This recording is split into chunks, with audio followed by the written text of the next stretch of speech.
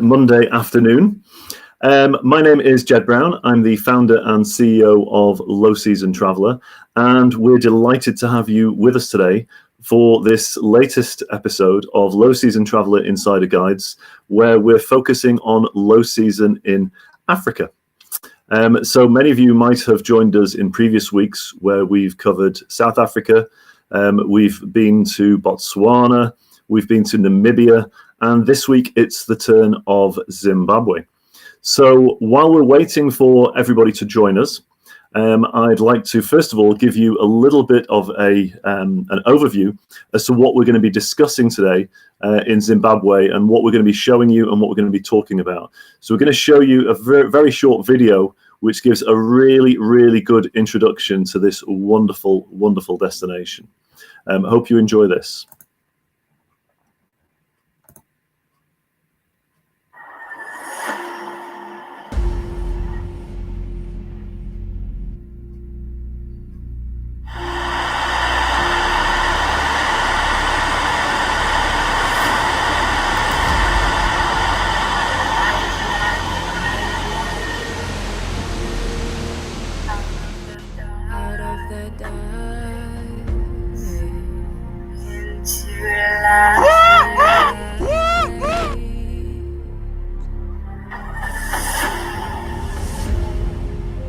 Rise like fire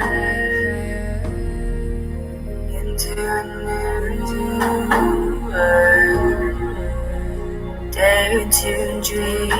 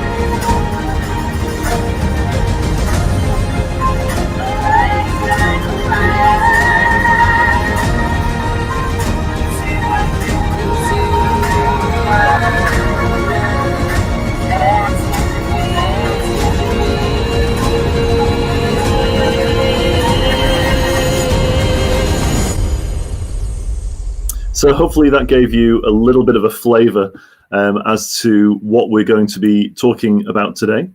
I'd like at this point to play a very special thanks to our very good friends at Africa Rome, who very kindly sponsored this entire series, actually, not just today's episode.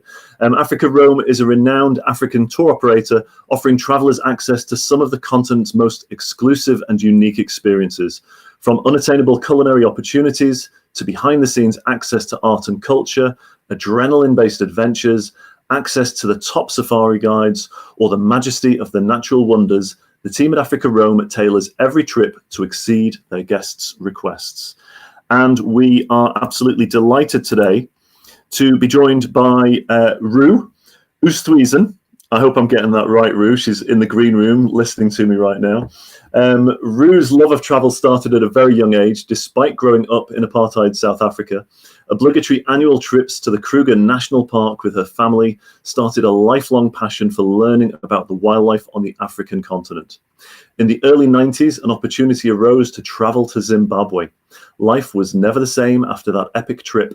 A deep love of exploration and discovery was cemented, and it was crystal clear which direction Rue's career would take. Rue is an explorer and an adventurer, an alpine enthusiast, a foodie, an art lover, a Land Rover fan, and she's also the founder and CEO of Africa Roam. And we're also joined, of course, by our regular guest, Warren Pearson, who is brought to us proudly from Africa Roam. Warren, for those of you that don't know him, if this is your first time joining us, he is a specialist naturalist guide. He's an explorer, a photographer, a fellow of the Royal Geographical Society, no less, and he's done projects with Animal Planet and National Geographic, and of course, Low Season Traveller right now. Let's bring them in. Guys, you should be coming in 3, 2, 1. And there you go. How are you? Can we see you just now? Let me hand that out of the way. There we go. How are you doing, guys? Get closer to each other. Well. Very well, thanks, and yourself? Oh, very good indeed. Great to have you with us. Just for all of our listeners that are just tuning in, and maybe some who haven't tuned in before, let us know where you are speaking to us from today. Speaking from where I live, which is out in the Overberg region of the Western Cape of South Africa. Probably most people understand Hermanus or know of Hermanus being one of the best whale watching areas in probably the world. So yeah, I'm not too far from that. I live on a wine farm. And yeah, it's a beautiful sunny day outside right now. So I'm quite upset we should be doing this outside and not inside my office. Hey, you could do that from outside if you wanted to. I never specified you had to be inside. Actually, that would be pretty cool. Maybe we should think about that for next week. Maybe we could do it outside if the weather allows us to. I guess it's pretty cold there as well, eh? Well, no, we're sitting at about sort of 20 odd degrees centigrade right now. Nice. It's a little bit chilly in the office. That's why I've got this on. Yeah. But no, the day is beautiful outside. Very good, very good. And how are you doing, Rue? Great to have you with us again. Thank you so much. It's delightful to be with you this afternoon. Yes, Warren and I are super enthusiastic and excited about this trip that we're taking to Zimbabwe this afternoon. Oh, well, I'm really looking forward to it as well. I mean, yet again, I feel like I say this every week, but it's a destination that I have got no first-hand experience of. So as a result, I'm really excited as well to learn more about it. And we've got some great images as well to accompany what we're going to be talking about. But I guess we should really go straight in with a little bit of an overview. Let me get the right slides. Oops. We'll go through, if you could both sort of talk us through a little bit of an overview of Zimbabwe, I guess, to get us started off, if you wouldn't mind. No problem, Jed. I mean, I think the map speaks for itself where exactly it's situated. So it's classified in Southern Africa as opposed to Eastern Africa. Mm-hmm. Southern Africa, it's a landlocked country, or Zimbabwe is a landlocked country. Mozambique on its eastern side, Botswana on its western side, Zambia to its north, and South Africa to its south. It's a fairly large country. I mean, I think there we go. You'll have a look in relation to the UK, to Europe, and probably it's very similar size to France. Yeah, it is. Yeah, an exceptionally large country, and a lot of people don't understand how big Africa is. Yeah. I think maps like this for me put it all into perspective. It's one of those frustrations, isn't it, with the two-dimensional maps of the world that we're used to and we were sort of brought up with at school. They always do a disservice to Africa, to the whole continent, because they don't accurately depict the size of the continent compared to the rest of the world, do they? Well, they don't, because Africa is so large that nothing else will fit into the map if you had to put everything out there. So they have to shrink a lot of continents. I mean, if you look at Russia, for example, is enlarged slightly. Greenland is enlarged. Africa is constricted a bit, made a lot smaller, just to sort of try and get every country appropriately into a flat map on a piece of paper. Yeah, but that's incredible. The size of Zimbabwe being, like you say, roughly the equivalent to France as well. So So Jeff, to explain to people why you would want to go to Zimbabwe. I think a lot of people only know the Victoria Falls. That's the connection or the information about the country. I think, as we will again learn today, the history is fascinating. And then also the natural beauty. It's a place where anyone that's into adventure travel can absolutely have the time of their lives. People that's interested in engineering, the Kariba Dam and the whole construction of that dam is a fascinating aspect as well. So I think it is a lot of people actually add Victoria Falls onto an itinerary that is usually part of a Botswana trip or South Africa trip. However, we are very much able to sell an entire stay, at least 2 weeks, if not longer, for people that are interested in exploring this fascinating country. Absolutely. So give us a little bit of a background. You've shown us this. You've very kindly sent in this map here and these photographs. Talk us through these, if you wouldn't mind, Ruth. Yes, I think Warren and I are both huge fans of Dr. David Livingstone, and we will talk more about him later as we venture to Victoria Falls, which we will talk about at the latter end of this program. But this man, he's a fascinating person, and he never intended actually to come to Africa. I don't know how much you know about his history. He's Scottish, he's from Blantyre, and he was moved by Christianity, a deep Christian faith, and doing good. And he decided to become a medical missionary because the British government encouraged them to actually try and go to China to do missionary work in China. Mm-hmm. But opium wars that broke out, and his plans to go to China was unfortunately for China was disrupted. Unfortunately for us here in Africa, it was a go-ahead. And so what happened was he got on a ship, came to Cape Town, landed in 1841, and then he started moving into the interior. And that map shows his exploration of the.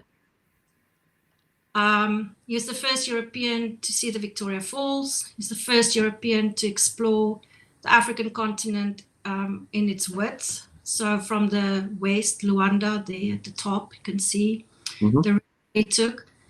And of course, the top photo on the right, that is the famous Dr. Livingstone, I presume, quote that we all know, where the journalist, the correspondent for the New York Herald, met Dr. Livingstone in Tanzania after it was reported that he had died, and they started trying, to find him. And that's where Henry Morton Stanley met David Livingstone. And sadly, he died about 2 years after that. He died. But fascinating man, and we have a lot of gratitude for his bravery and for what he's done on this continent. I think he brought Africa to the Western world and showed the world a different face, of Africa. Yep, love that. And in this next photo here, this is a different sort of map of Zimbabwe, but this is one which, again, maybe sort of talk us through on the scale of this. So this is showing us the different sort of national parks, but I suppose just to give our audience a little bit of a clearer sort of picture on this, driving from, I don't know, Harare to Hwange National Park, what kind of distances are we talking about here? If you had to drive, Jet, from Harare through to Hwange, you're probably looking at a full day's drive, if not a little bit more. Okay. The roads, the minute you get, the roads are generally pretty well if you stick to the main arterial road. So if you go from the very south there, from coming up from South Africa, and you're driving up to Harare, or you're driving slightly west towards Bulawayo and up to Victoria Falls. Those roads are pretty good, but cutting across the country, some of the roads can be quite horrendous in some places, and most of the time you probably find you're driving on the actual shoulder of the road and actually not on the road itself. But it's a big country, and it does take you a good long time to get around. And the other thing about traveling around Zimbabwe, if you're driving, is you got to be aware of livestock and wild animals. So you can't drive as fast as you would expect to drive in Europe, for example. And if you do, you are being a little bit silly. You just got to take it slower. But it's a big country, and the reason that map is there, I like people to have a look at a map. It just orientates you more with. I think someone's asking if we can put a full screen of the map there, Jed. Yeah, let's do that. Thank you, Rob. Yep, good point. So yeah, if you have a look at that map, and I'm just going to very quickly start, and we can work in a clockwise fashion. So we'll start from Harare, being the capital, and move down sort of the eastern side of Zimbabwe, and that eastern side is known as the Eastern Highlands, where Nyanga National Park is, and Mutare. That part, I mean, we're going to get more into this in detail as we go through, but that is probably scenically one of the most beautiful parts of Zimbabwe. It reminds me of Scotland whenever I go there, and I'm originally from Scotland, so my family is, and it's a stunning part of the country, and it's part of the Rift Valley that actually comes down from East Africa, that sort of goes all the way down into South Africa. If you head further south, you head towards Chipinge there and Gonarezu National Park, and that also I'm going to get into later, but that to me is the hidden gem of Zimbabwe. It really is. And there's a few other areas around there just to the north of Gonarezu called Save Valley and Malelengwe, which for me personally, from a wildlife perspective, just it blows my mind every single time I'm there. If you head slightly inland there, you get to Great Zimbabwe, some of the oldest structural ruins in southern Africa. Once again, we'll get into that. And then if I go more to the western side there, so if you scroll to the left there a bit, you'll see Matobo Hills. A lot of historical information about Matobo Hills, not just the rocks themselves, which are over 2 billion years old, but to do with Cecil John Rhodes and a few other gentlemen from sort of the empire of England when they were looking after then Rhodesia. And then if we head up towards Wangi National Park on the western side, that's the largest national park in Zimbabwe. And then that is all linked north of that, all the way with Kazuma Pan, all the way up to Zambezi National Park, and that's where you find Victoria Falls. Yeah. So up in the very top left corner there, the northwestern corner. And then if you go sort of across, you get your Zera National Park, Matutsudona National Park, which borders onto Lake Kariba. And then we head into Monopools and Monopools National Park. So it's just some of the areas we're going to be talking about this afternoon. And I think it's just there's so much to talk about Zimbabwe. It's I think we're going to worry about our time again. Yeah, it's always the way. There's only so much you can fit in 1 hour. Just at the very outset, when we talk about the low season months for Zimbabwe, what's the low season for Zimbabwe? Just so we sort of orientate ourselves on the times of the year. Do you want to answer? Yeah, that's the easy one. I'll do that one. Well, it's again in the rainy season, and it's the start of the rainy season in Southern Africa. It's October, and then going into April. Yep. Okay. And presumably, everything is still open and everything is still there, and tours still run and safaris still run, and yes, actually, there are a few places that you got to be careful of that do close, particularly during the height of the rains, which is typically January, February. But it's always worthwhile checking ahead of time. So if you are booking a trip, just make sure if you want to go into a specific area, let's make sure what lodges have closed, what areas are open. Yeah, but for the most part, most of them will stay open. Yeah, and it's all. Sorry, Jade. It's the best time to see the Victoria Falls in February, March, April, May. I guess it's when there's the most water coming through, right? Yes. Very good. I suppose that, I mean, look, it's another reason why I think it's probably quite important for. This is a good plug here for Africa Rome, of course, and quite rightly and deservedly so. But this is why, during the low seasons, it's important to to book through an established tour operator, stroke DMC, because they can help advise you and guide you on how to plan that low season trip to make sure that everything is open, and also to inform you if anything is closed before you do book, I guess. Exactly. Yeah. Love that. So with that, let's get straight on to. So you guys have very kindly given us a top 10 experiences for Zimbabwe. Needless to say, we didn't need to just stop at 10, but we only have an hour, so I think 10 is probably quite a good number. So if you'd like to talk us through, the first one is Lake Kariba. So tell us about Lake Kariba and why that is a special experience in Zimbabwe. I think, Jed, first and foremost, these are not in any particular order. So it's just 10 highlights that I think, if you want to, as I said, you could, as Ru said, you could spend 2 weeks traveling around Zimbabwe and literally seeing all these destinations. So they are just some of the highlights that I think, if you're going to come, this is where you need to try and spend your time and have a look at. Getting onto Lake Kariba, to me, it's one of the most underestimated destinations, in Zimbabwe. The Zambezi River, which is the 4th largest river in Africa, creates the northern border between Zimbabwe and Zambia to its neighbor to its north. And Lake Kariba was dammed in the late 1950s for hydroelectricity. But it's created, I mean, it's sad there was a lot of negative because a lot of animals had to be rescued during an operation called Operation Noah. Animals being rescued off islands, being relocated, but not just the animals, people as well. There were huge communities in that area that had to be relocated.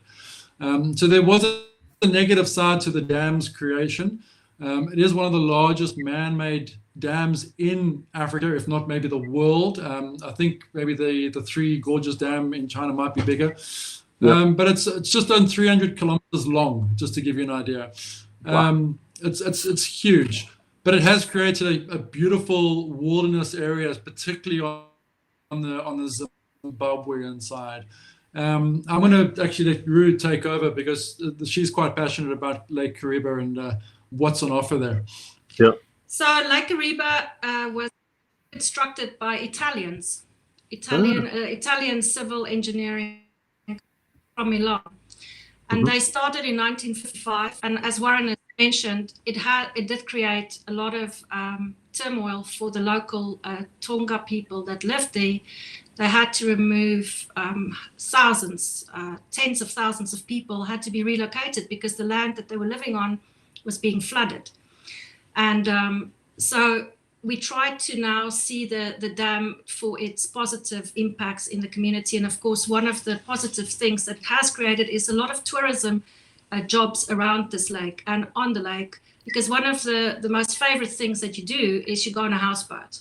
And it's an extremely tranquil experience. You can choose if you want to go completely private and have your family with you and go fishing on a fishing trip. I think it's big, massive tiger fish that you can fish on the Zambezi or on the Kariba Lake. And you can also do a trip where you do an overnight on a houseboat to go from Kariba onto the mainland and then travel to Victoria Falls if you want to do a road trip. Wow. The lodge around Lake Kariba, there's not that many, but they are extremely well serviced.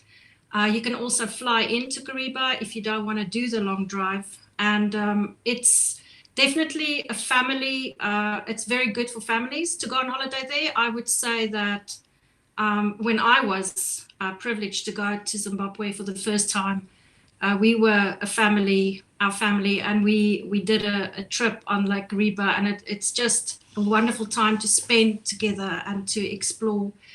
You can jump in the lake at some stage if you don't see any hippos or crocs. I was going to say that'd be brave, wouldn't it? Swim, and you can just experience the amazing bird life that the region offers. One of the most amazing things, Jed, for me is that, and this is an experience that happened to me every time I go there. I tell people, take your watches off, put your cell phones off, and just sort of let the days come. And I always speak to the captain of a houseboat and say, just you come to me and let me know when we're going to be departing. Yeah. And I mean, this went back a long time to one of my first trips there, that we actually went to go spend Christmas over or on the houseboat. We actually realized when we climbed off the houseboat, we actually celebrated Christmas on the 26th and not on the 25th. Time just went away with us. We didn't know. There's nothing to do. You read your books, you bird, you swim in a cage at the back of the houseboat because of the crocodiles and the hippos. Yeah. It's so tranquil. It's so peaceful. It's definitely if you want a relaxing holiday, there's nothing better. I love it. And that's the kind of views that you get, I guess. You will not see sunsets like this anywhere else in the world. It is truly mind-blowingly beautiful. Awesome. The next one is Matusadona. So this is a national park. It's been through a lot of ups and downs over the years. It's best to go in September, November, just before the rains do come in, because a lot of the lodges here do close during the height of the rains. But it's an area, if people remember the map of Zimbabwe, it borders the southern section of Lake Kariba. And it's an enchanting landscape. It's got these flat plains, rugged mountains that come up from the escarpment range. The wildlife populations are massively strong. Big elephant herds, big buffalo herds. There's a massive, strong conservation effort that has now gone into it. There's a non-government organization called African Parks that's taken over the management of it now recently. And they're just doing, this is for another talk, but they're doing phenomenal work all throughout Africa. So I'm very happy to see them in there. It's if you want to experience Lake Kariba, but also want to experience a lot of the land-based, so the vehicle safaris, the walking, this is definitely a place to go to. So yeah, not many people do get to go there. Once again, accessibility has not been the easiest. But tourism's it's reviving. It's really, people are making plans now, and companies and organizations are making plans to get people there and tourists there. We're looking at these these sort of some of the top experiences here. And it just sort of makes me think, you're sort of saying, there's not a lot of people that have made it to these kind of places. What is it mainly, in the past, has tourism mainly been centered around Vic Falls and, one other park or something? Or what's tourism been centered around traditionally in the past? And why is it that people haven't made it to these just incredible places? Yeah, it's a very good question, Jed. It has been focused primarily, number one, I would say, on Victoria Falls. And then Wangi National Park, which is just south of Victoria Falls. That's a nice, if I can say, a closer destination for people coming from Botswana or people from Victoria Falls. It's maybe an hour, 2-hour drive south, depending on the camp that you're going from Victoria Falls. So it's pretty easy to get to. And then the other one would be Mana Pools, which we'll talk about a bit later as well.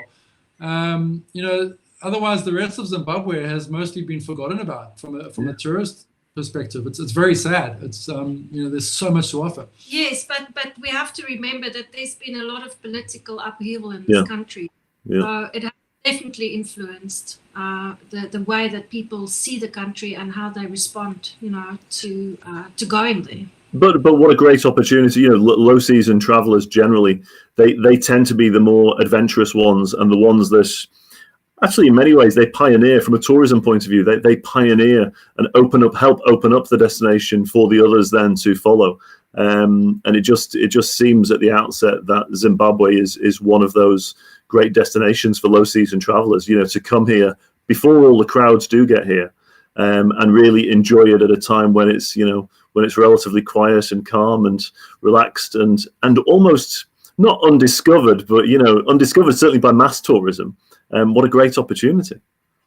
Yes, definitely. And Warren said last week when we introduced Zimbabwe, he said that you wouldn't find a kinder people in Africa, and it is certainly true. It's the most wonderful, kind people that you meet when you travel in the country, and according, in my personal opinion, I feel it's a pretty safe place to actually self-drive trip.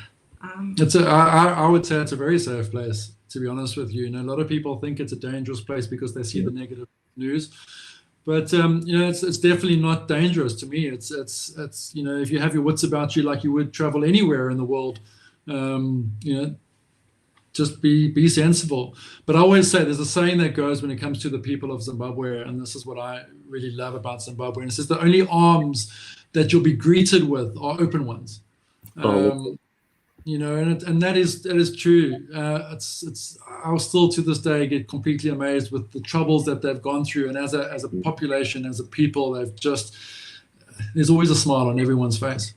Yeah, I love that. It's so often the way, isn't it, when you travel to different destinations around the world, and yes, you can see some of the most incredible landscapes and wildlife and everything else, but frequently when we come back, one of the aspects that we talk about the most and the most enthusiastically is the people that we meet and the locals. And if they're friendly, it just makes so much of a difference, when they're friendly and welcoming, and make you feel at home for those 2 weeks or however long that you're there. It just makes a world of difference, doesn't it? It does. It definitely does. I'm just going to click us on to Mana Pools National Park, which is the next one I want to talk about. And if you'll excuse me just one moment, I'm just going to have to let our cat in. This is the hellish part of live TV. The cat's locked out. Just let the cat in. But tell us about Mana Pools. Mana Pools is scenically, it's stunning. It's a stunningly beautiful wilderness area. It's in a setting, it sits between the Zambezi Escarpment and the Zambezi River, and it's a UNESCO World Heritage site. So, from a wildlife perspective, a wildlife lover, it's raw, it's wild, it's brilliant for walking safaris, it's brilliant for canoeing safaris. It's one of these places that are literally around every corner, and if you're a photographer, you bring enough memory cards because you probably will run a lot of space on your cameras. But it's a mix of grassy floodplains, woodlands, riverine forests, close-up encounters with wildlife, wild dogs, for example, elephants, the bird life, the Carmine bee-eaters there, the picture that you have on. It just goes on and on and on. And you get these beautiful, massive acacia albida trees, which have a very rich protein, apple peel-like pods that the elephants love to eat, and they love to stand up on their back legs and reach up high, reaching these pods. It's one of these areas that I can't say enough about, because it is just the light as you see coming through there in the late afternoon or early morning. If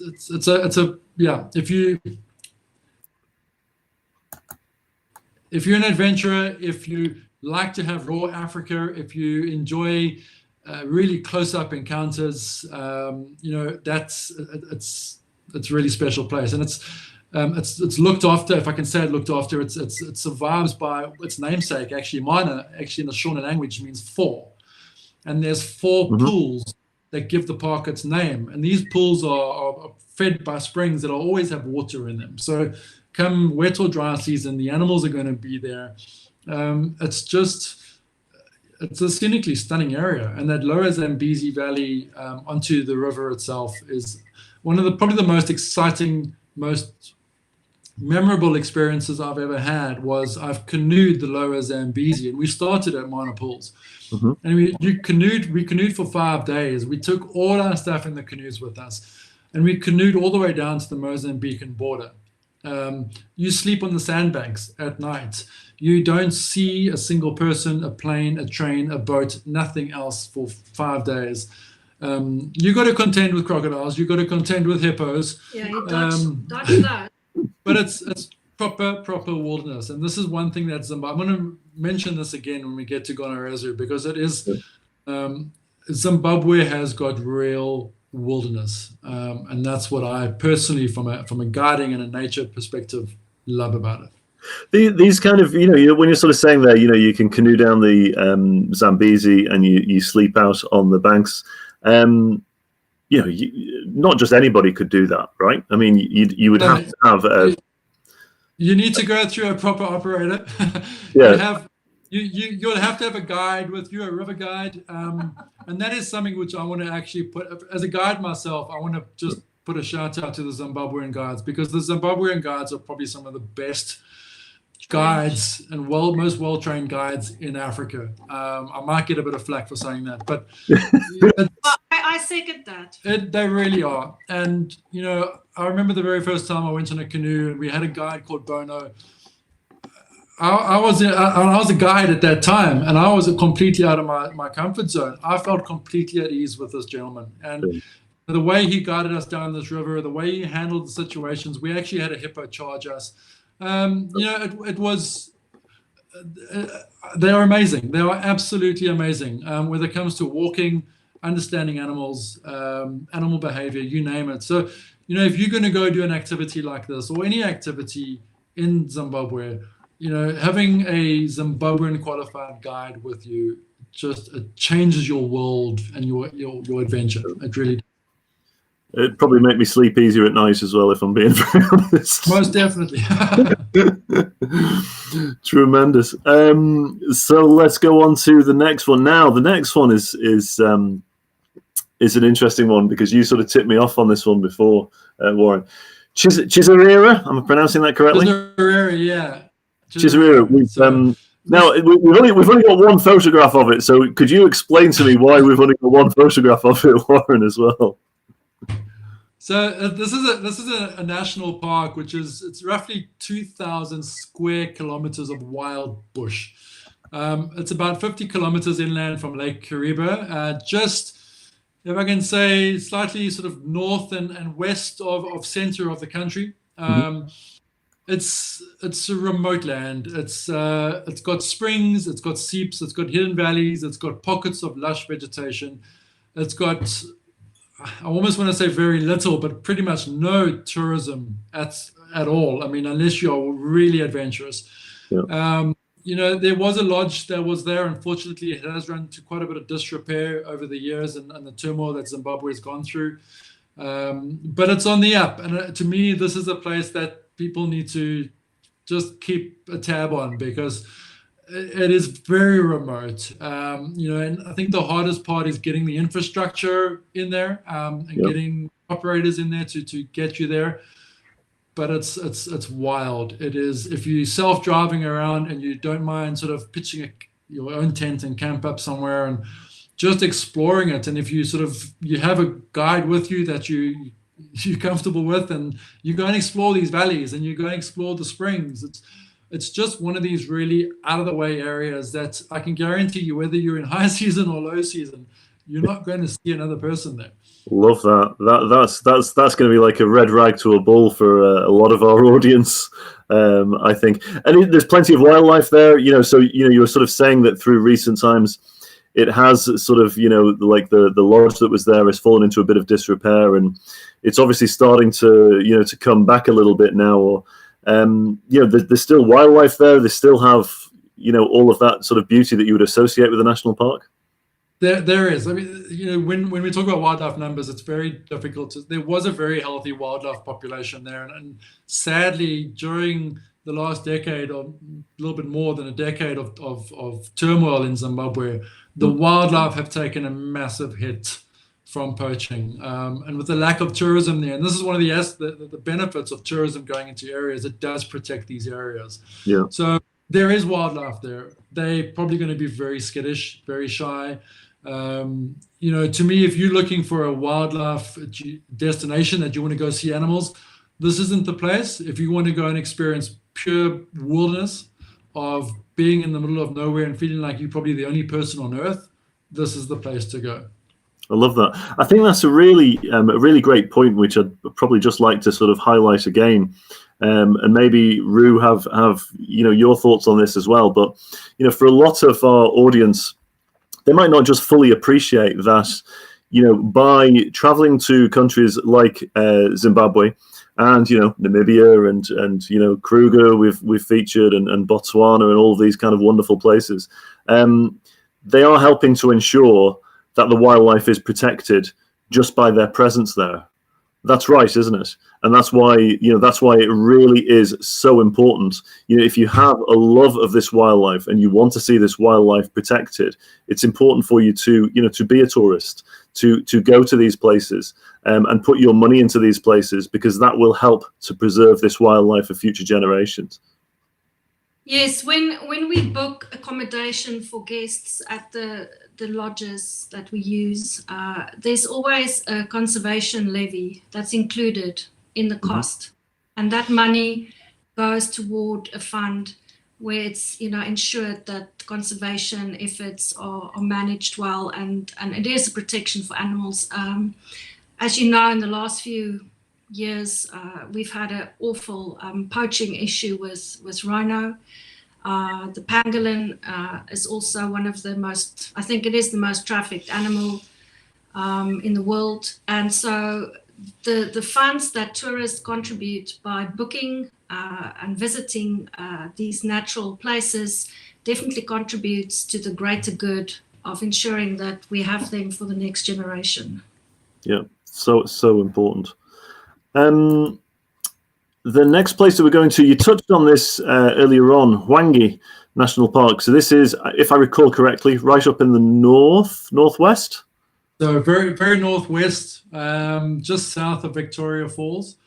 It's the largest national park in Zimbabwe at 15,000 square kilometers. So it's massive. It's huge. It's part of a bigger ecosystem that flows into Botswana. It flows into Namibia, into Zambia. So the park itself is demarcated, but there's no fences or anything around. It's open.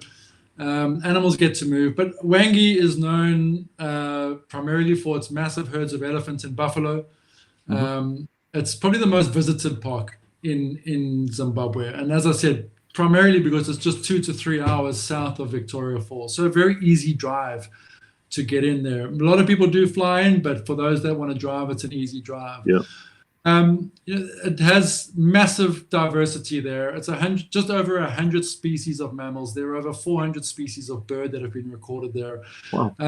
It's actually one of the highest animal, as I said, diversities of a park anywhere on the planet.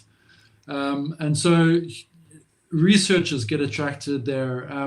It's got healthy wild dog populations. Several lodges and camps, they make the area visitable. There's good operators that have gone in there to make it easy. So you get everything from your very basic camping all the way up to your 5-star luxury lodges. Yeah. And it's a very typical safari destination. So your game drives, your vehicle safaris in the morning, in the evening, you're walking.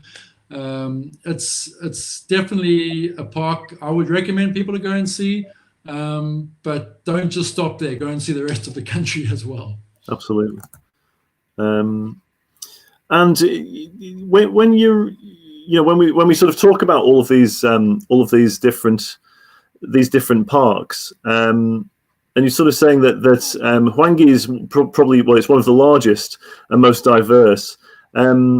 Again, talk to us a little bit about, if we're to compare Hwange with, Kruger or these kind of places, how much of a difference is there between these kind of, again, for the uneducated people on, safaris, what is the main key differences between these kind of parks that you're having in Zimbabwe compared to what you might have in South Africa and some of the other places?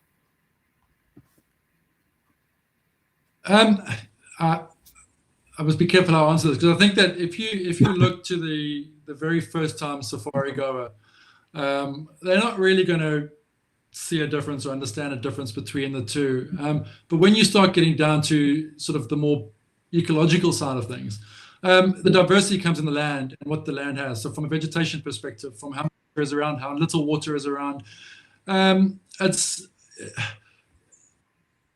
if you had to go to Kruger, for example, I think we mentioned this before, but South Africa, when we were talking about South Africa, Kruger National Park's very linear, so very north-south orientated. A lot of the private areas in the southern section or southwestern section of Kruger National Park, they're little small islands, so their ecosystems and their habitats are very similar. And so from a diversity perspective, Wangi, just being the size that it is and the freedom that you have to move around in, offers all of what you could possibly ask for. As I said, you have this free range of movements of animals coming across from Botswana, moving up to Zimbabwe, moving up to Victoria Falls, to the Zambezi River. It's location at the end of the day. I love that. Okay. One other thing on that, just on the same sort of vibe, really. And I don't know if the national parks are sort of measured by this, but again, for low season travelers who like to avoid the crowds, I think probably any of the destinations that we've been covering haven't got huge numbers of crowds. But when we're talking about the likes of Wangi, is it a less crowded sort of experience, a national park sometimes compared to some other? Definitely. It's and this is the thing I love about Zimbabwe, because it's not a well-known destination. It's come high or low season, it's phenomenal. And in the low season, it is green, it is spectacular. The wildflowers are out, the migratory birds are back. And that's what I love about the green season. And it's called the green season purely because of that. The low season equals the green season. It's scenically stunning. Yeah. You've sold it to me, Warren. Good. So next on our list, Matobo National Park. Remind us whereabouts Matobo is located. Matobo National Park is south of Bulawayo, Jed. If you look at the map that Warren sent out, it's just south of of Bulawayo, which is the second biggest city in Zimbabwe, or town in Zimbabwe. This is my personal favorite of the country, and it is a place where you find your soul and you really understand just the most extraordinary peace, again with these beautiful granite koppies that we call it in Southern Africa. It's also the place where Cecil John Rhodes, who had a huge influence in our history, he's buried. He didn't die there, but he died in Cape Town. But he was buried there. It is the oldest national park, I think, in Zimbabwe. Yeah.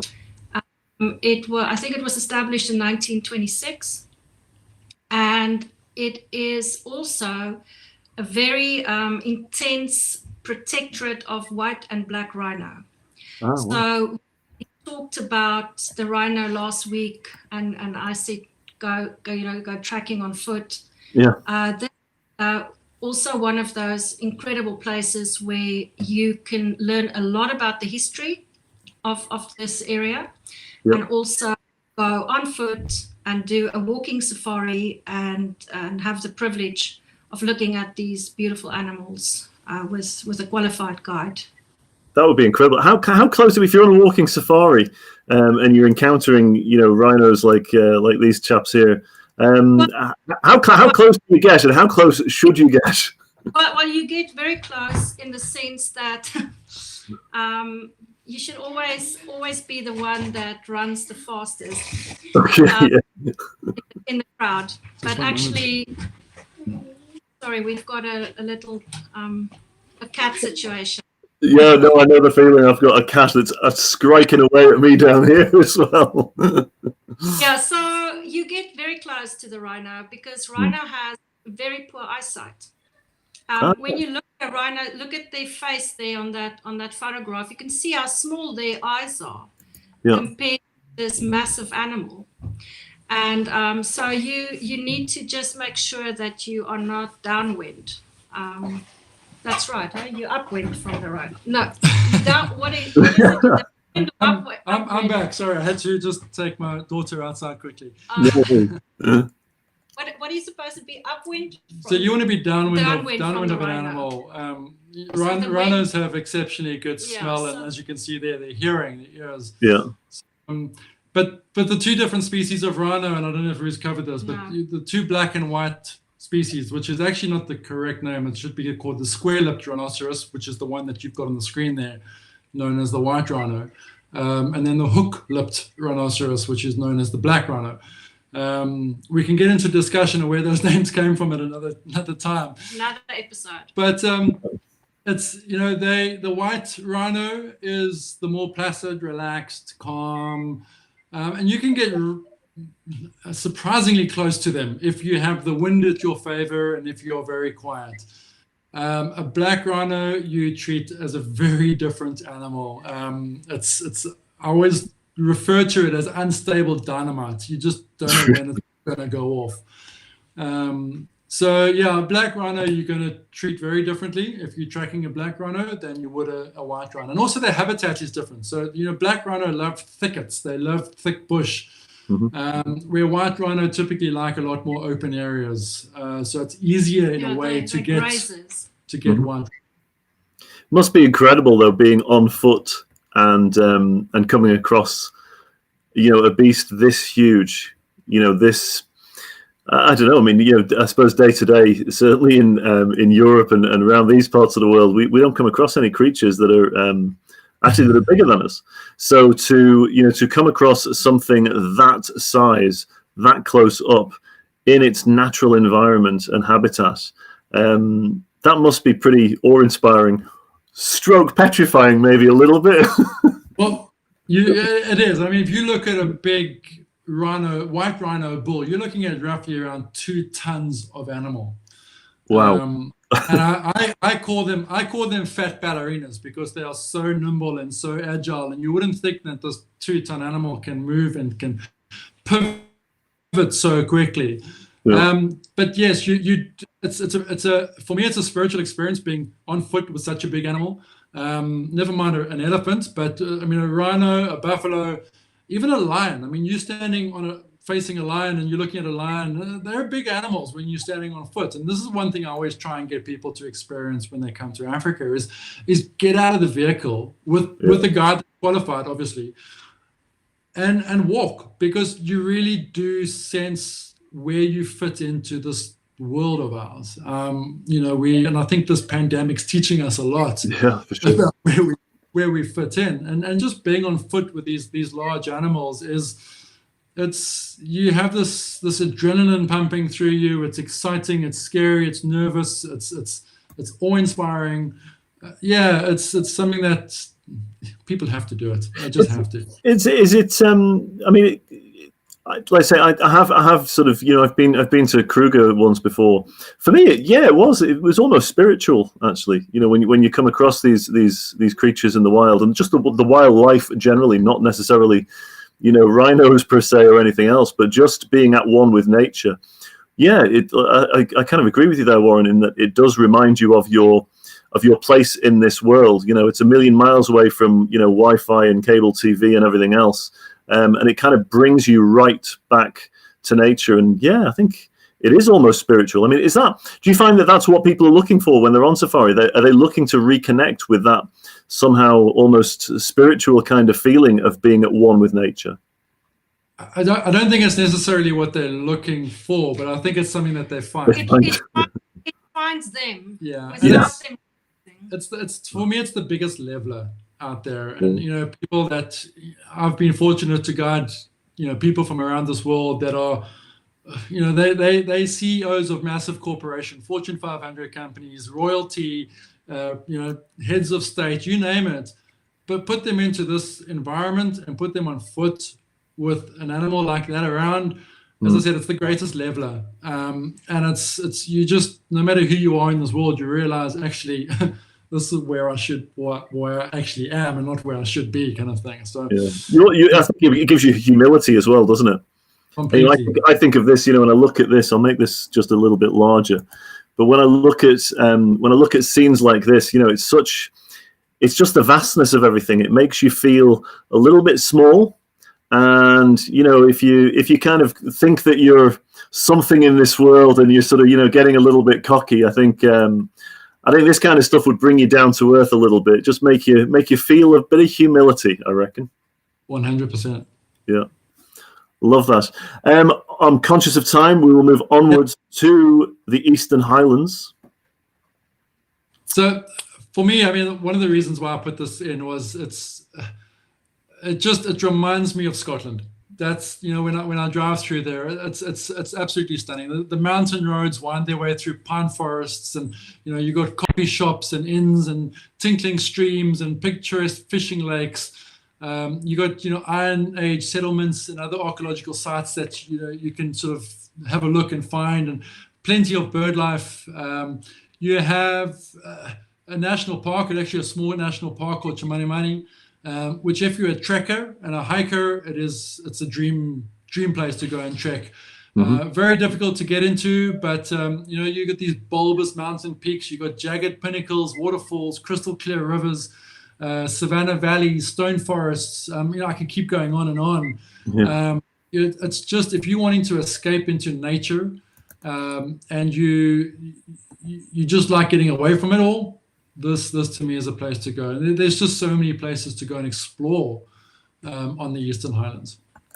I love that. It is so similar to when I was first looking at those photographs, I was thinking, gosh, you could almost be in Scotland or Ireland or England or Wales. That kind of the greenery and the sort of the rolling hills.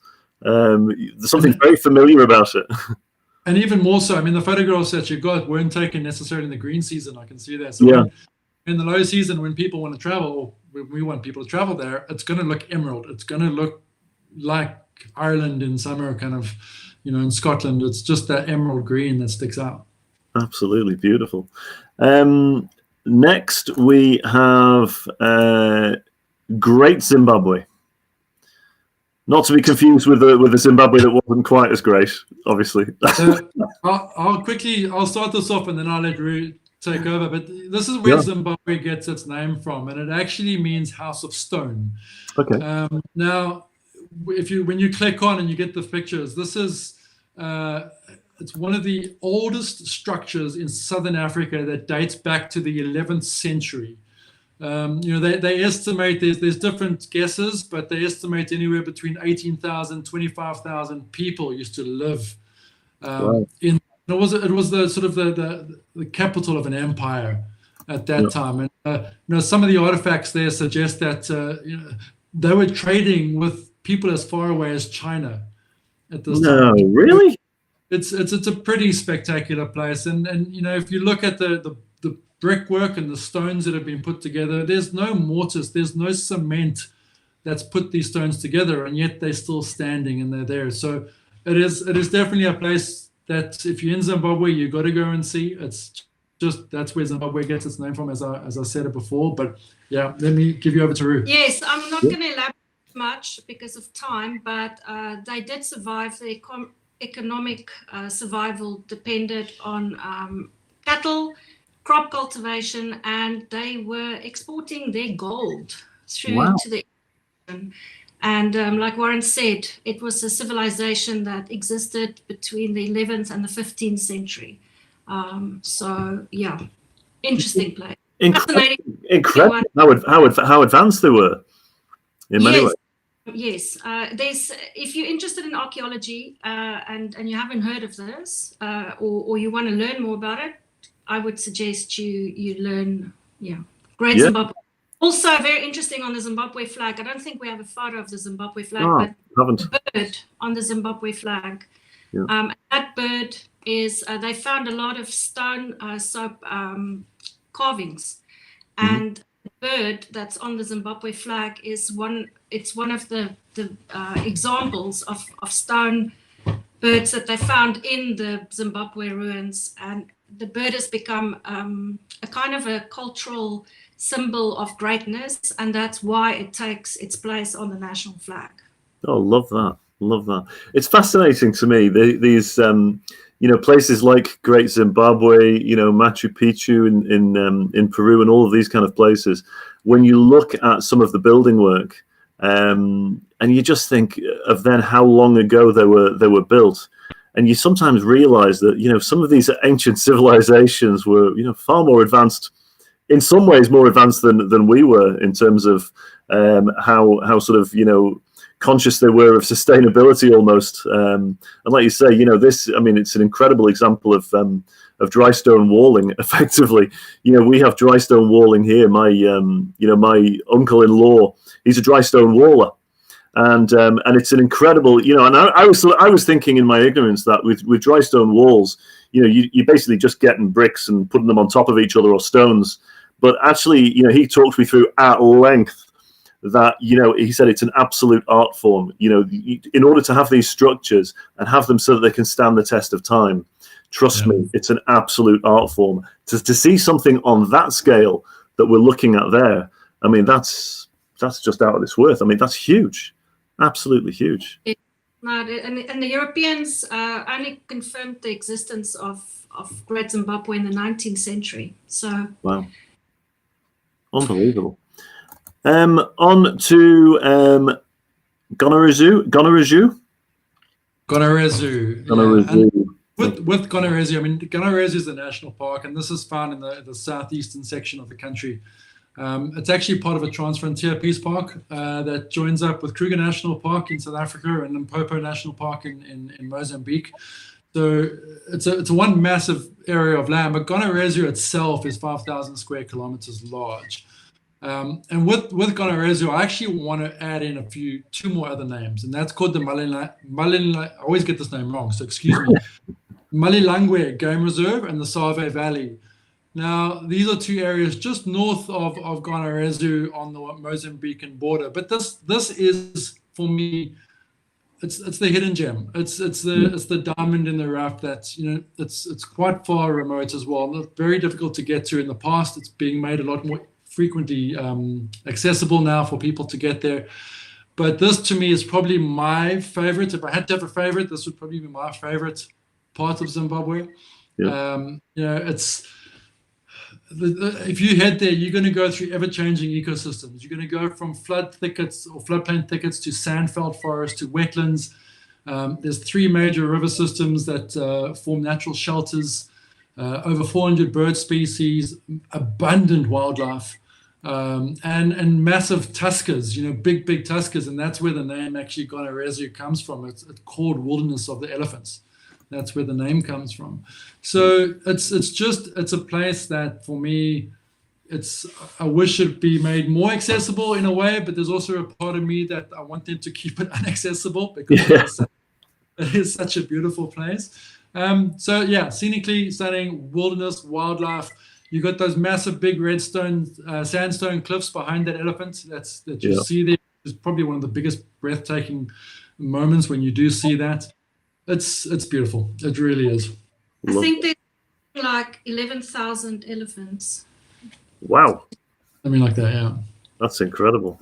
Again, you know, similar to when we were talking about the rhino before, but I can imagine, again, if you're walking through the bush and you come across a big tusker like that would be pretty humbling, all right. Again, stroke petrifying. Yeah, that's yeah, that would be scary. I think I might have told you on one of our previous episodes, the time when I was in Kruger, I was on the Warren, you're going to go mad for me. What's the name of the small seat at the front of the Land Rover? The tracker seat. Not the spotter seat, the tracker seat. Not the spotter seat, the tracker seat. Thank you. I was on the tracker seat, and yeah, we came up against a big tusker that was apparently on heat or something like that. Anyway, but it was. Oh, so that's the most scared I've ever been in my entire life. You know, there's not many times not many times in your life that you have it where your heart is going and you're at a stage where all of a sudden, if everyone will excuse my language, shit gets real. You know, that time in your life where all of a sudden everything is focused and it's like, maybe it's the fight or flight, but you just have that feeling of, oh my God, I feel like I could be close to death right now. Utterly petrifying, but then bizarrely really exhilarating. Once it was all over and we'd got away, there was something that made you feel so alive. That feeling of maybe it's the fight or flight. I don't know what it is. It's an experience that I haven't had many times in my life at all. But at the end of it, I just felt more alive than I'd ever felt in my entire life. Absolutely incredible. Have you had that? You guys, you must have it all the time, eh? Yes, I've had it like Warren on the Zambezi River canoeing with a hippo popping up right next to you. Ooh. Yeah, no, it takes your breath away. Yeah. When you face literally a 5-ton animal, some of them are 4, some of them are 6, but let's round it up to 5.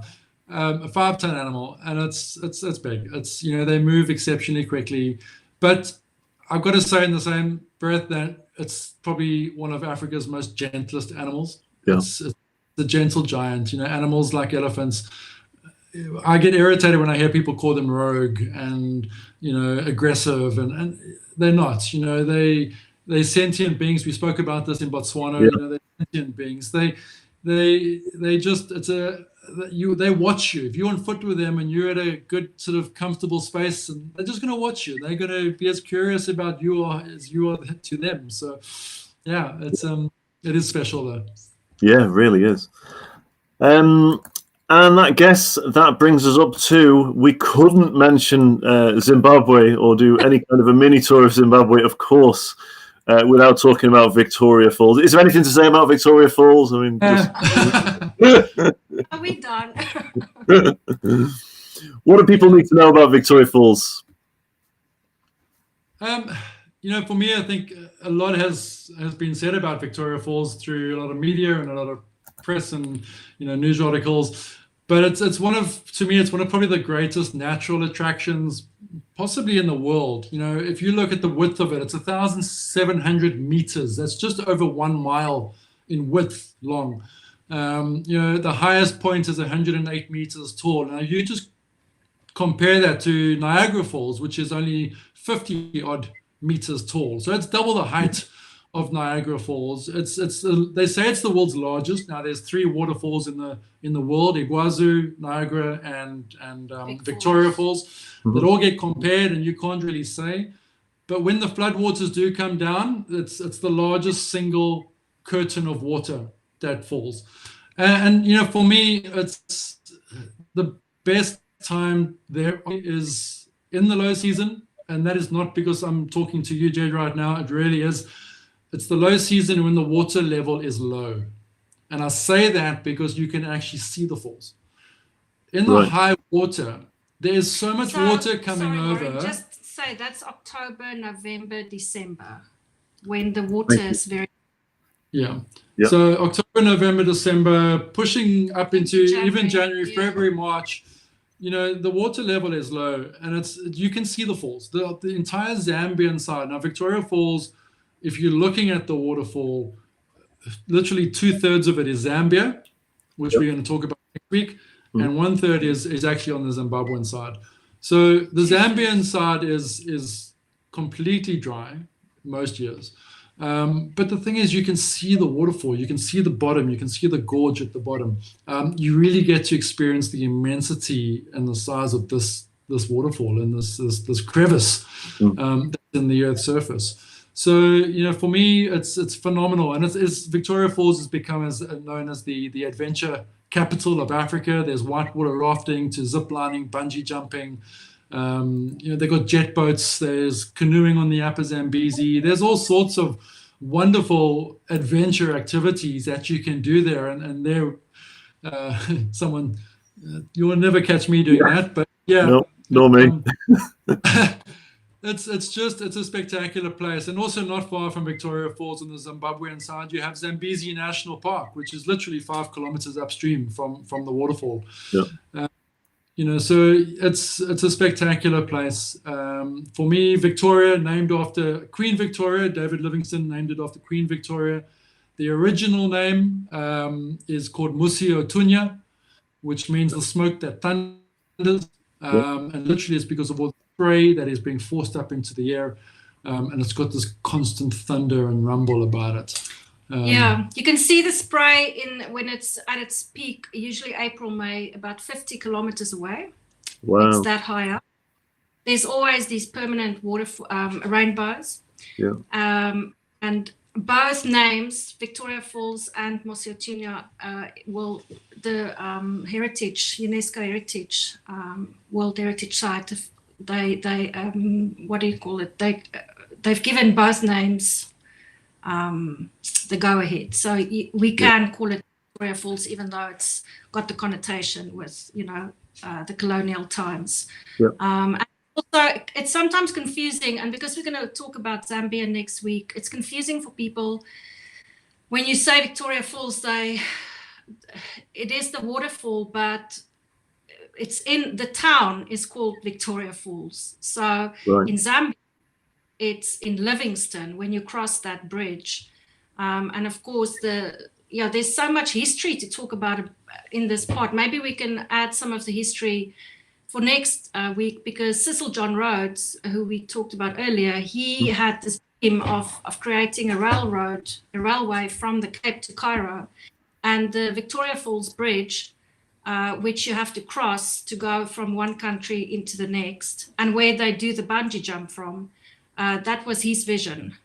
So it's pretty spectacular site. Now, I do think Iguazu is pretty spectacular. I haven't seen Niagara. I think for me personally, Iguazu rivals Victoria Falls a little bit. But of course, being Southern African, I'm gonna always... You have to plumb for Vic Falls. I haven't been to Vic Falls. I've been to Iguazu. I was fortunate. I've been a couple of times actually, with work, fam trips. We were saying before. So I have done. I've been to Iguazu Falls. What I find interesting is, it's a similar kind of a deal, though, isn't it? Where it's different countries that are sort of joining together.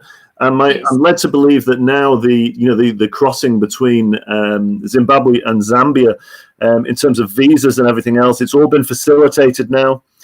So that when people travel to either Zambia or Zimbabwe at the Vic Falls side, they can cross freely between the two, right? Yes. So what you do when you arrive at either of the ports, either Zambia or Zimbabwe, or Livingstone or Victoria Falls, you can inquire for a CASA visa, and you pay that, and that enables you to move freely between the two countries. It is something that you should know about. Your tour operators should inform you about it, because the government on either side won't necessarily give you or process that CASA visa, because of course it's revenue that they miss out on. But that just on that note, Jed, things can also change very quickly, and they did implement it a few years back, and then they took it away suddenly. So no one really. So and then they've re-implemented again. It's just always good to chat to the experts on the ground. Zambia's political issues. It's a very interesting thing to follow. But the Zambezi River. I don't know. We don't have much time, of course, and we can talk about this next week. But it is a fascinating journey that this massive river takes. Where it has its source in the northern parts of Zambia, and it travels 2,700 kilometers east, and it has its mouth in the Indian Ocean. And of course, it's the fourth largest river in Africa, and there's so much economical use of this river for the local people that live in these regions. And we'll definitely talk about it next week as well, because it is part of the lower Zambezi and the escarpment of the Zambia. There is something very exotic about the Zambezi as well. I think just the name just sort of evokes a certain exoticism to it. So I think we should definitely try and do a little bit of a focus on it next week when we talk about Zambia. We have got a question in from Rob Edmonds, who says, thanks so much, Roo, Warren and Jed. What do you see as the challenges for tourism for Zimbabwe in the future? Well, I think the challenges that the country has had could be the same for the future, and that's political instability. We at the moment it's pretty okay. We as you know, the dictator Robert Mugabe, he's been ousted, so that the country is going through a little bit of a renaissance. It's pretty affordable. Definitely not as expensive as as Botswana or East Africa. So to travel there is a bit more economical. What do you think? Yeah, I think from a challenge perspective, I don't think there's any. I mean, other than what Drew said, I don't think there's any other challenges necessarily. But for me, more people need to sell it, and have faith in it. I think a lot of people get very nervous about sending people to Zimbabwe.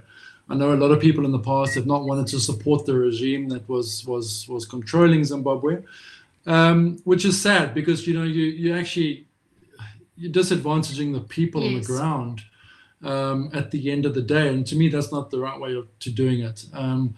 There's other ways. So for me it's travel. Honestly, travel there and let the government see that there's people coming and this is what we have to do. So for me, if the more people that can actually travel to Zimbabwe and the more agents, operators, people around the world that can actually sell Zimbabwe, but sell it genuinely and not just Victoria Falls. And one of the reasons why we left Victoria Falls to the very end, because I think that's what most people think of when they think of Zimbabwe.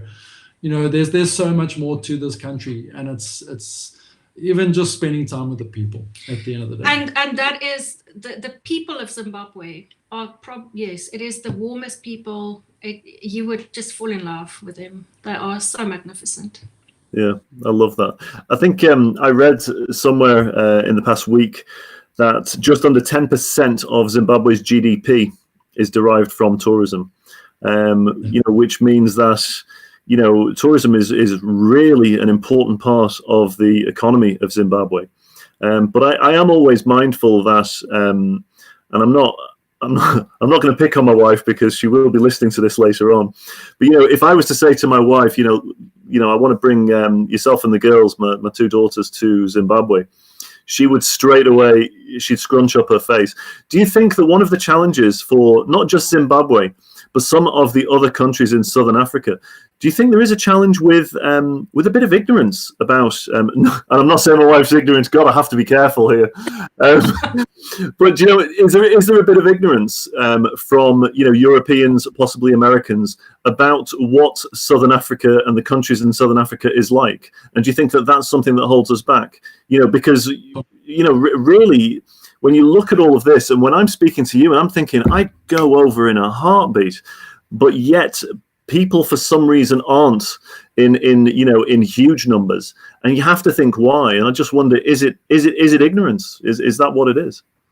Absolutely, I agree. It is ignorance, and it's ignorance, but it's for me it's an ignorance that comes from, I think, mass media and bad news sells. None of the good stuff that comes out of any of these countries, I could guarantee you, doesn't get to your newspapers or your readerships. And it's just people don't know. So they see the bad things, they see all the negative. And this is unfortunately what we're having to constantly fight the whole time, is by saying, but no, this is really what it's like. Try and put the bad news aside. Every country's got bad news. Every country, if you had to look at it, has got negative connotations. And sadly, I think Africa primarily, more than any other continent, probably has the majority of it that gets put out there. I think this, and I might be wrong here, but people probably still see Africa as this big, dark, dangerous continent. It's do we travel there? Don't we? How do we? Is it safe to go? And I would happily I'll take my family to Zimbabwe tomorrow if I could cross my border right now. I would go. Yeah, it's one of our favorites to go on holiday. It's a phenomenal spot, but that's the thing. Africa, I think in general, has a pretty bad rap, and it's also seen as one large place instead of breaking it up in different sections, because it's so diverse.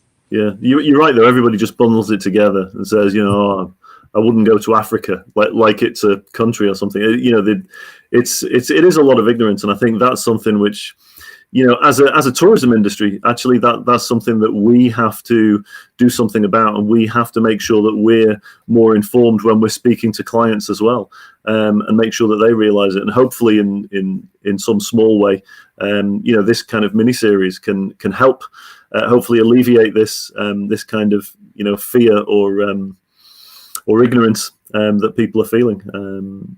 So yeah, I do think that the millennials, they are a little bit more adventurous in travel, in the way that they see travel, and I think we're going to see a change in Africa's tourism. Yeah, I hope so. Thank you very much for your kind comment there, Tash, and thank you for your question, Rob. That was very much appreciated. We've got another comment there from Paul. Thank you very much indeed, Paul, for your kind comments as well. That's really very much appreciated. Rue Warren, that's all we have time for. That was a really quick hour. Gosh, we've gone over our hour by 20 minutes. Luckily, no one's going to tell us off. I think we're okay. But thank you both so much for sharing your pearls of wisdom with us today on this beautiful country. Again, it's another one that's bang on my list, and I think that point at the end is a really valid point, that we collectively as a tourism industry, as well as travelers, we have a job to do to help educate people and help them to understand destinations like Zimbabwe, and also understand the role that their tourism plays in protecting the kind of national parks which we've seen here today on Zimbabwe. So that's all we've got time for. So thank you again so much to Africa Rome, of course, Rue and Warren. And really looking forward to next week's, where we're going to Zambia. Do you guys want to give us a little bit of a taster? What can we look forward to next week when we learn about Zambia? Zambia, very quick and easy, hopefully just to whet the taste buds for those that are listening, and hopefully tune in next week. But for me personally, it's the most underrated safari destination in Africa. Oh wow! It's home of the walking safari. It has the world's largest mammal migration. So just think about that, world's largest mammal migration. Everyone's going to be thinking, no, wildebeest migration in East Africa, and that's not it. Yeah. It's just over 10 million fruit bats. No. Most people will go, bats, I don't want to see bats, but it is one of the most spectacular aerial displays you will ever see. It has spectacular cultural festivals. It has the second largest wildebeest migration in Africa of roughly 50,000 odd wildebeest. It has parks that can rival the Sabi Sands in the Kruger National Park, the private areas for leopard viewing. And just under 40% of the country's land is protected. So there's a lot to talk about, and I think we're going to probably run over our time next week again. And it has the mighty Zambezi. Of course, and we'll definitely make sure that we're going to talk a lot more about the Zambezi. I'm kind of really curious about the fruit bats, though. I'd love to see some footage of that. So I think that's either my challenge or your challenge, Warren, is to try and get some footage so that we can show people next week. That's easy. Yeah, okay, grand. I'll hold you to that. Brilliant stuff. Warren, Rue, thanks a million again. Wishing you a great day. I'm going to send you over to the green room now. Thanks a million. Thanks, Jed. Have a good day. Bye. Cheers. Bye. So there we go. That is all we've got time for today. As we said, next week we are heading to Zambia. So that's on Monday, the 3rd of August. You can see all of the times there. We will, of course, share it out on social media a little bit nearer to the time. But that's it for us for this week. Thank you so much for your company this week. We've really enjoyed it and appreciated your questions and your comments. And again, feel free to keep them coming through on social media, and we'll make sure we answer as many as we possibly can. That's us for this week. Have a great week. See you next